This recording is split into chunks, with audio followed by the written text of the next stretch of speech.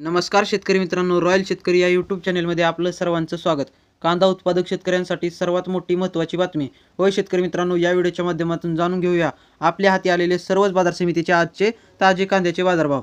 तत्पूर्वी आपणास विनंती करतो की शेतीविषयक असो किंवा इतर सर्व प्रकारच्या माहितीसाठी सर्व शेतकरी बांधवांनी आपले यूट्यूब चॅनल नक्की एकदा सबस्क्राईब करा, लाईक करा, शेअर करा. चला तर मग व्हिडिओ पाहूया. कांद्याचे बाजारभाव जाणून घेण्यापूर्वी महत्त्वाची बातमी. आपत्तीग्रस्तांचा नेत्यांसमोर टाहो, बांधावर फुटले अश्रूंचे बांध.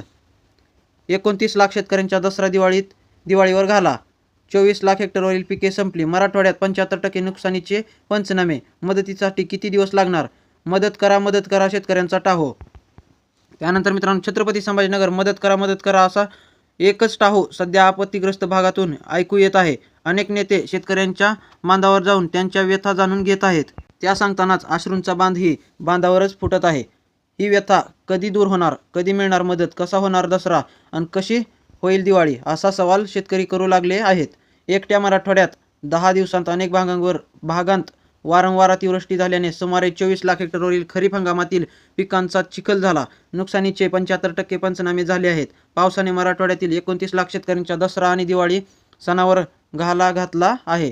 5,893 गावांतील खरीप पेरण्या पाण्याखाली गेल्यामुळे तेथील पिकांतून शेतकऱ्यांच्या हाती महाराष्ट्रात झालेली अतिवृष्टी आणि त्यामुळे शेतकऱ्यांचे झाले प्रचंड नुकसान. बघा, केंद्र सरकारने भरीव आर्थिक मदत घ्यावी असे मुख्यमंत्री देवेंद्र फडणवीस, उपमुख्यमंत्री एकनाथ शिंदे आणि उपमुख्यमंत्री अजित पवार यांच्या सहित निवेदन केंद्रीय गृहमंत्री अजित शाह यांना गुरुवारी मुंबई देण्यात आले. 2023च्या निकषाप्रमाणे मदत वाटप. मृतांच्या नातेवाईकांना 4 लाख रुपये. मागील 3 महिन्यांतील भरपाईपोटी शासनाने 721 कोटी रुपये जाहीर केले असून 2023च्या आदेशानुसार ही मदत वाटप होणार आहे. 2023-2026 पर्यंत केंद्र शासनाच्या नैसर्गिक आपत्ती निकषांच्या धर्तीवर व्यक्ती व भागांना मदत मिळेल. मृतांच्या नातेवाईकांना प्रत्येकी 4 लाख. दुष्काळ ही दुधाळ जनावरे प्रत्येक 37,500. मेंढी व तत्सम जनावरे 4,000. ओढकाम करणारी जनावरे 20,000. तर 3,000 रुपये गोठ्यात मदत मिळेल. शेतीला 33%वरील नुकसानीला 2023 प्रमाणे मदत मिळेल. पूरग्रस्त शेतकऱ्यांना तातडीने मदत द्या. राहुल गांधी. महाराष्ट्रातील दुष्काळग्रस्त मराठवाडा भागात झालेल्या अभूतपूर्व मुसळधार पावसाच्या पार्श्वभूमीवर तिचे सरकारने नुकसानग्रस्त पिकांचे तातडीने पंचनामे करावेत, तसेच शेतकऱ्यांना संपूर्ण मदत द्यावी, अशी मागणी लोकसभेतील विरोधी पक्षनेते राहुल गांधी यांनी गुरुवारी केली. आता पाहूयात आपल्या हाती आलेले सर्व बाजार समितीचे ताजे कांद्याचे भाव. पहिली बाजार समिती नागपूर. पांढरा कांदा 1800 क्विंटलची आवक असून जास्तीत जास्त 1800 रुपयांचा दर मिळत आहे.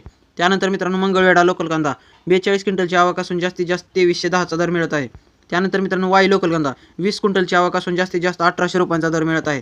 त्यानंतर मित्रांनो, इस्लामपूर लोकल कांदा 20 क्विंटलची आवक असून जास्तीत जास्त 2200 रुपयांचा दर मिळत आहे. त्यानंतर मित्रांनो, वडगाव पेठ लोकल कांदा 260 क्विंटलची आवक असून जास्तीत जास्त 2200 रुपयांचा दर मिळत आहे. त्यानंतर मित्रांनो, सोलापूर लाल कांदा 12,543 क्विंटलची आवक असून जास्तीत जास्त 2200चा दर मिळत आहे. त्यानंतर मित्रांनो, जुन्नर वरून चिंचवड जातीचा कांदा 16,388 क्विंटलची आवक असून जास्तीत जास्त 1800चा दर मिळत आहे. त्यानंतर मित्रांनो, सातारा 350 क्विंटलची आवक असून जास्तीत जास्त 1700 रुपयांचा दर मिळत आहे. त्यानंतर मित्रांनो, विटा लोकल कांदा 50 क्विंटलची आवक असून जास्तीत जास्त 1800चा दर मिळत आहे. त्यानंतर मित्रांनो, चंद्रपूर गंजवड 350 क्विंटलची आवक असून जास्तीत जास्त 2200चा दर मिळत आहे. त्यानंतर मित्रांनो, कोल्हापूर 5173 क्विंटलची आवक असून जास्तीत जास्त 1800 रुपयांचा दर मिळत आहे.